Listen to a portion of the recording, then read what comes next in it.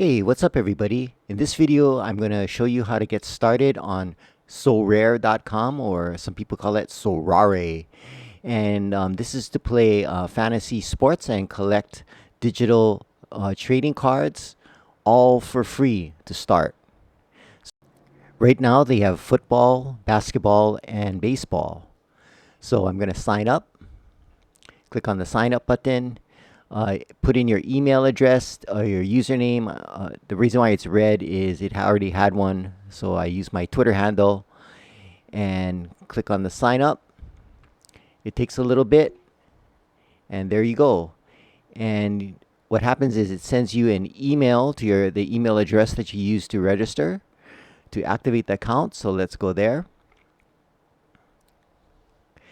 Open up the email and confirm the email, and it'll take you back in, log you in, and you should be set up. You're all set to go.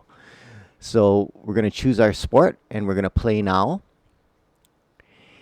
And the first step is you're basically going to choose one of these 5 cards. This will be your starter card for your team. When you play for free, or when you first get set up, Sorare gives you a set of cards, digital assets, and these are the commons, and there are unlimited prints of them per season. So right here, you're going to pick your favorite player. So what I do, since I don't watch basketball and I know the names basically, I use fantasypros.com. This is a website, you can get to it for free. And I look up the statistics of the players going by the points that they have.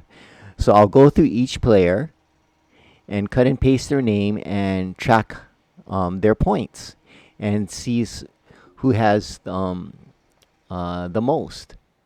So Anthony Davis has that, and then I'll just put in the next player, and I'll just go through this until I'm done. Just go through them one by one and check the amount of points that they have. So I'm not just doing this totally blind. So once I finish, I actually found the player that I want, so I'll select him and I'll get my free card. And there you go. So these are my common collection, and we'll go over the rarities in a little bit. We'll click continue, and then Sorare gives you a set or a starter pack of other common cards, which they'll assign to you randomly. So you click on claim all cards and click on continue, and you're ready to play your first game. And I recommend you starting with beginner. You can actually win in this as well. So what it's going to ask you to do is compose your team. And in this particular contest, your cap is 120 points. Each card has a point value. The more higher ranked they are, the higher the points. So you have to stay within the point value. So I'm going to start with Joel, add him in, and then I'm just going to add other players. And what I would do normally is I'll make a spreadsheet using the Fantasy Pros website to assign the highest point value they give for each player, so I can find the appropriate lineup. And I'm not going to do it here because that'll take a while. And I'm just going to add players in to keep it under the cap. And you can see how it tracks the remaining points on the top. You see it going down. So you select your players and you make your roster of 5. And you'll end up, again, I'm kind of almost picking randomly. When you have your, I'm under the cap, I click on submit, and I'm all ready to go. I've entered my first tournament. So there are other tournaments that are free to play. There's the Common All-Star Saturday Night, and there's also the All-Star Game Offense. And there's training, but you don't win anything.